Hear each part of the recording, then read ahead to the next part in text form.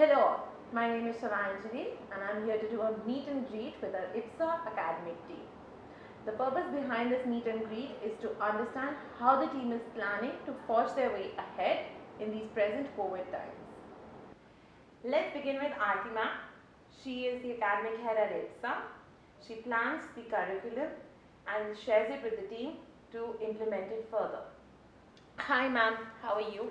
I'm fine, Shivanjali. Thank you so much.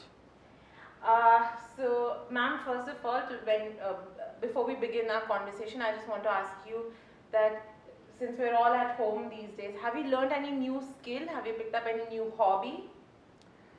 Uh, the lockdown has taught us a lot, and I'm sure all of us, all across, have learned many new things at home. For me, I think I have become technologically much more proficient. Initially, I used to just leave it, but now with the computer and the phones and everything to connect with my team and all, I think I've become quite good at it. And well, I learned that. And also, something which I feel is that I have learned how to balance my professional and my household work. That's something I've really learned. That's a major skill that I've learned, which I'm sure everybody has learned. Wow, that's great. Good to know, ma'am. So I have a set of few questions for you. And to begin with those questions, letlet's start with a very simple question first. Do you think a lot will change when our centers are going to open? Yes. Sorry to cut you in, ma'am, but I would want you to tell me things that are going to change only on the academic front. Only on the academic front. Okay. See, things will change definitely. The focus now will turn to, I would say, the health and the hygiene of the children, because with COVID still lurking around, everybody is quite worked up and worried about it for our dear children, and also concerned about their education. So the focus will now be on the health and hygiene of children. We'll be more, you could say, devoted towards that. So the academics will take a little bit of a backseat, but yes, learning will still be there. Okay. Ma'am, so what is the future of education that you have envisioned?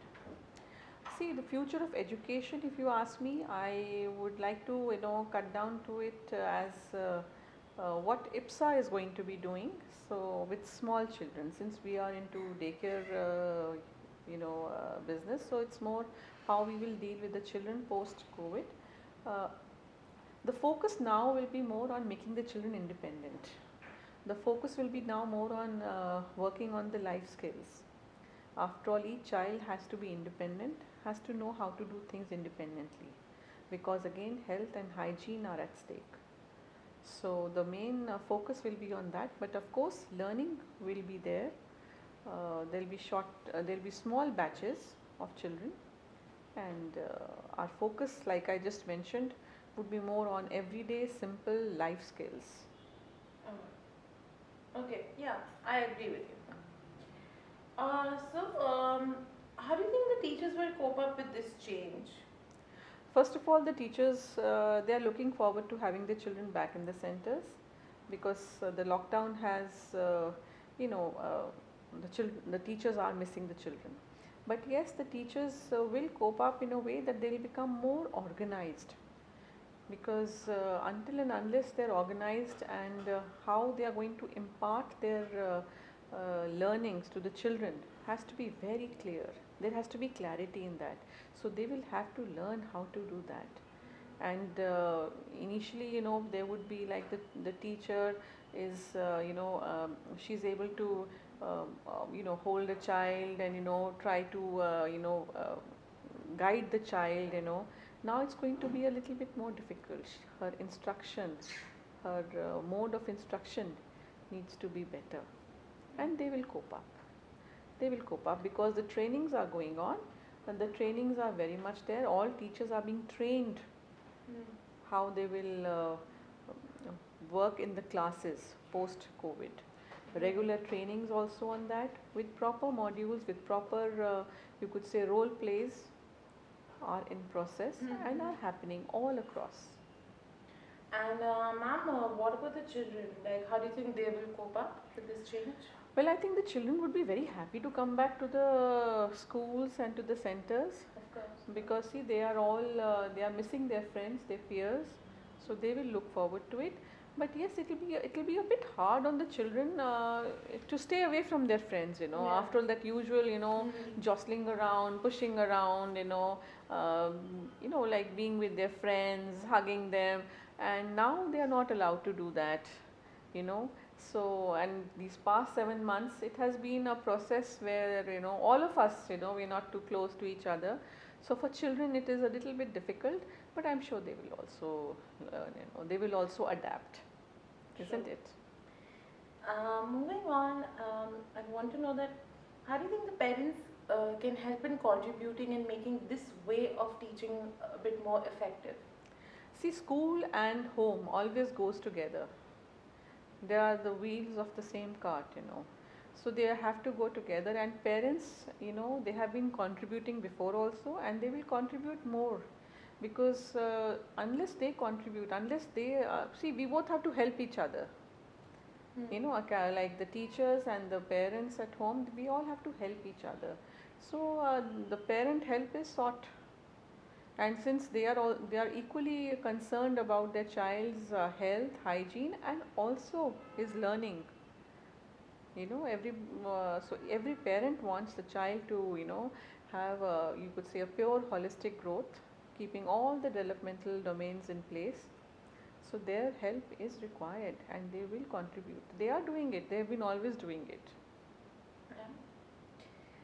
Okay, so ma'am, before we end, can you please tell me a few activities that the teachers can do or you would do with the children, keeping in mind the rules of the new normal? Okay, see, there are many activities which can be done at home, and also at school with teachers, and also with like children alone with their own set of friends. But I would like to go that with parents, I would say that if they would bring back the memories of all the games they used to play. There were many games which the parents, I'm sure when they were young, as they were growing up, they were playing. I think we can have them back. They do have I would say, a novelty for our children now. So that could be, done like simple games, and also board games. Board games are nice. Again, you have people, all of us are sitting across, so that social distancing is always there. Then going out for walks, learning also when you go out for walks, morning and evening, see the sunrise, talk about the sunrise, have a kind of a quiz, a kind of a questionnaire. Evenings, you can learn about stars. So you have two very beautiful times, when you can be out with the children, and that the parents can do. For teachers, yes, there are many games which they can do. There are, you could say, there are simple games which the teacher keeps innovating, seeing her the skill set of the child, and these games, they come spontaneously. Anything can be converted into a game. And after hearing all of that, I feel that I wish I was a child and doing all those activities. Thank you so much for your time, ma'am. Thank you so much. It was fun having this conversation with you today. Thank you so much. And hope you take care of yourself. And good days are coming soon. Sure, we are looking forward to having the children with us. Looking forward to that day. Thank you, ma'am. Thank you so much.